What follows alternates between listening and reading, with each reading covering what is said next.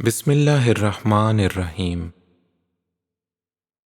اللہم صلی علی سیدنا و مولانا محمد وعلی آلہ وصحبہ وبارک وسلم۔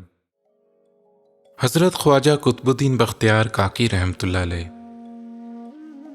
حضرت خواجہ غریب نواز رحمۃ اللہ علیہ کے جانشین حضرت خواجہ قطب الدین بختیار کاکی رحمۃ اللہ علیہ اوش کے رہنے والے تھے، جو ترکستان کے شہر فرغانہ کوکند کے قریب واقع ہے۔ آپ کے والد کا نام سید کمال الدین تھا۔ آپ 1.5 برس کے تھے جب والد کا انتقال ہو گیا۔ والدہ نے آپ کی بہت اچھی تعلیم و تربیت کی۔ جب حضرت خواجہ غریب نواز رحمۃ اللہ علیہ اصفہان تشریف لائے تو خواجہ بختیار رحمۃ اللہ علیہ نے آپ سے بیعت کی۔ پھر حضرت نے انہیں خرقہ اور خلافت دے کر حکم دیا کہ ہندوستان جاؤ اور دلی میں قیام کرو۔ اپنے مرشد کے حکم سے آپ دلی تشریف لائے اور بیوی بچوں کے ساتھ یہاں مستقل قیام کیا۔ یہ زمانہ سلطان شمس الدین التمش کی حکومت کا تھا۔ آپ پر ہر وقت استغراق کی حالت طاری رہتی تھی۔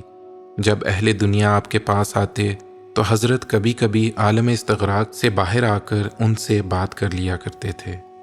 اس کے بعد پھر آپ پر محویت کی حالت طاری ہو جاتی تھی۔ زیارت رسول صلی اللہ علیہ وآلہ وسلم کا قصہ۔ ایک شخص حضرت کے پاس آیا اور اس نے کہا، آپ کو رسول اللہ صلی اللہ علیہ وآلہ وسلم نے سلام کہا ہے۔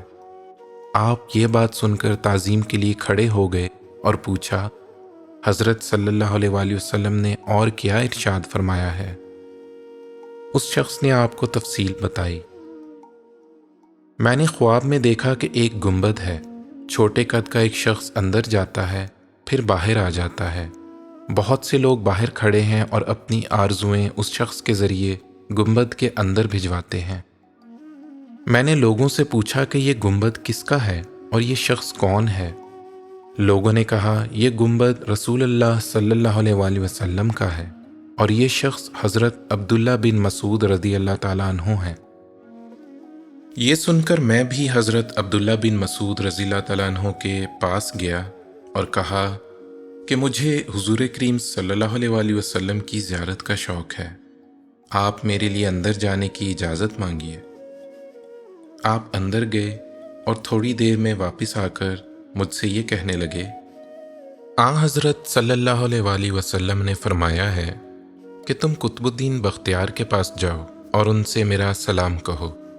یہ بھی کہو کہ تم جو تحفہ ہر رات مجھے بھیجا کرتے تھے وہ 3 دن سے نہیں آیا، اس کی کیا وجہ ہے؟ میں حضرت ابن مسعود رضی اللہ تعالیٰ عنہ کی یہ بات سن کر نیند سے بیدار ہو گیا اور صبح ہوتے ہی آپ کے پاس یہ پیغام پہنچانے آیا ہوں۔ حضرت خواجہ بختیار رحمۃ اللہ علیہ نے فرمایا، میں حضرت صلی اللہ علیہ وآلہ وسلم کے پیغام کا مطلب سمجھ گیا۔ 3 دن ہوئے ہیں میں نے شادی کی تھی، اس سے میرے کام میں غفلت پیدا ہو گئی اور جو تحفہ میں رسول اللہ صلی اللہ علیہ وآلہ وسلم کی خدمت میں بھیجا کرتا تھا وہ نہ بھیج سکا۔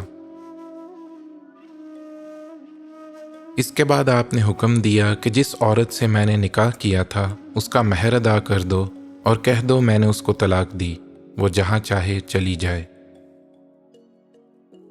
کاکی کی وجہ۔ میں نے خواجہ سید محمد سے پوچھا، حضرت رحمۃ اللہ علیہ کو کاکی کیوں کہتے ہیں؟ خواجہ محمد نے جواب دیا، میں نے اپنے حضرت سلطان المشائخ سے سنا ہے کہ حضرت قطب صاحب کو غیب سے کاک یعنی روغنی روٹی ملا کرتے تھے، اس وجہ سے آپ کاکی مشہور ہو گئے۔ قطب صاحب کے مزار پر حاضری۔ خواجہ سید محمد نے مجھ سے کہا، حضرت سلطان المشائخ فرماتے تھے کہ میں ایک مرتبہ حضرت خواجہ قطب صاحب رحمۃ اللہ علیہ کے مزار پر حاضری دینے کے لیے روانہ ہوا۔ راستے میں یہ خطرہ میرے دل میں آیا کہ خبر نہیں حضرت کو اپنے مزار پر آنے والوں کی اطلاع بھی ہوتی ہے یا نہیں۔ جب میں مزار پر پہنچا تو میں نے وہاں یہ آواز سنی، مرا زندہ پھندار چھوں خیشتن، من آیم بے جاں گر تو آئی بے تن۔ مجھ کو اپنی طرح زندہ سمجھ، کیونکہ میں اپنی جان کے ساتھ تیرے پاس آ جاؤں گا اگر تو اپنے تن کے ساتھ میرے پاس آئے گا۔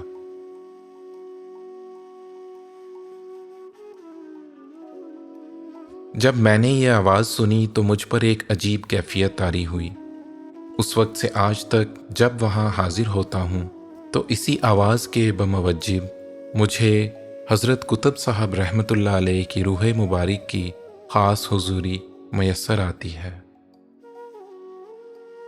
عید کا واقعہ۔ خواجہ سید محمد نے مجھ سے کہا، میرے حضرت فرماتے تھے کہ ایک دفعہ حضرت خواجہ قطب صاحب رحمۃ اللہ علیہ اپنے سب قرابت داروں اور مریدوں کے ساتھ نماز عید پڑھ کر آ رہے تھے۔ جب اس مقام پر پہنچے جہاں حضرت کا مزار ہے تو وہاں خاموش کھڑے ہو گئے۔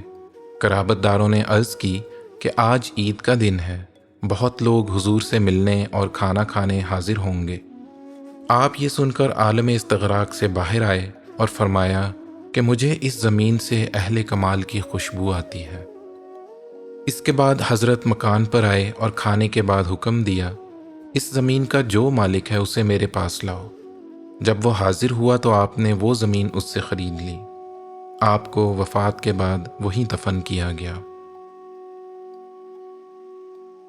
وفات۔ خواجہ سید محمد نے کہا، میرے حضرت فرماتے تھے کہ حضرت خواجہ قطب صاحب رحمۃ اللہ علیہ قوالی کی مجلس میں حضرت احمد جام کا یہ شعر بار بار سنتے تھے، کشتگان خنجر تسلیم راہ، ہر زماں از غیب جانے دیگر است۔ جو لوگ رضا و تسلیم کے خنجر سے کشتہ ہو جاتے ہیں ان کو ہر وقت غیب سے ایک نئی زندگی ملتی رہتی ہے۔ آپ پر اس شعر کا ایسا اثر تھا کہ 3-4 دن لگاتار اس کو سنتے رہے۔ آپ پر ایک کیفیت طاری رہی یہاں تک کہ اسی حالت میں وفات پائی۔